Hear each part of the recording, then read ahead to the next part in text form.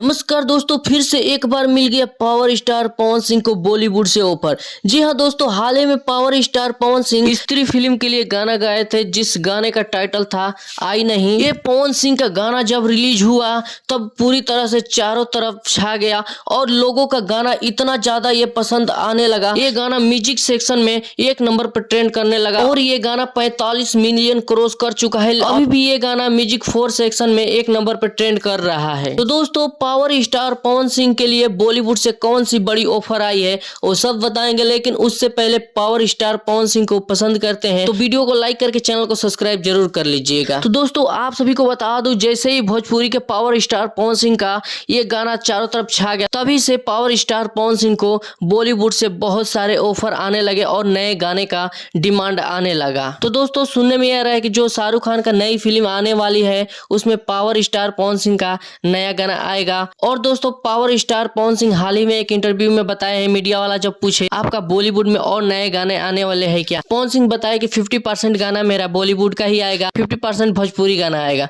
तो दोस्तों, आप सभी को क्या लगता है, पावर स्टार पवन सिंह अब भोजपुरी छोड़ देंगे और उनका गाना पूरी तरह से बॉलीवुड का ही आएगा क्या? आप सभी को क्या लगता है, कमेंट करके जरूर बताइएगा। धन्यवाद दोस्तों।